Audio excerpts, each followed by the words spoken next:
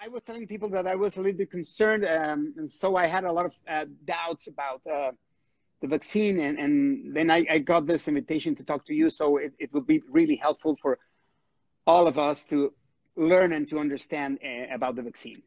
So, first question, which of the COVID-19 vaccines have been officially approved by the FDA? Three of them. One from Moderna, which is the mRNA vaccine, one from Pfizer, which is another mRNA vaccine, and the other one is from J&J, Johnson & Johnson, which is a little bit different. It gives the same kind of response, but it's a little bit different. So there are three vaccines that have gotten emergency use authorization from the FDA so far. So I'm going to play here the devil's advocate. Okay. To understand better. I asked if it was approved by the FDA, but I think that it's a different thing that an emergency use authorization than an approval. So what is the difference between an emergency use authorization and an official approval by the FDA? Yes, that's a very good question. So an emergency use authorization is based on the criteria if the benefit clearly outweighs the risk and that you get a good degree of efficacy and safety. The full licensure is when you follow it for a longer period of time and you get more information and data.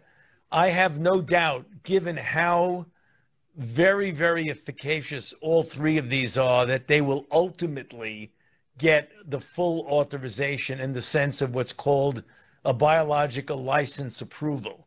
But an emergency use authorization is really quite of an important step in the direction of getting it the official approval.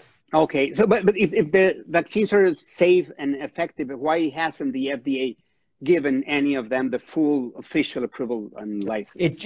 Actually, Eugenio, that is a very good question. There isn't like they have any problem with it. It just takes logistically a long time to get the approval. So when this is such a good product that you want to get it to people as quickly as possible because it's life-saving, you give it what's called an emergency use authorization.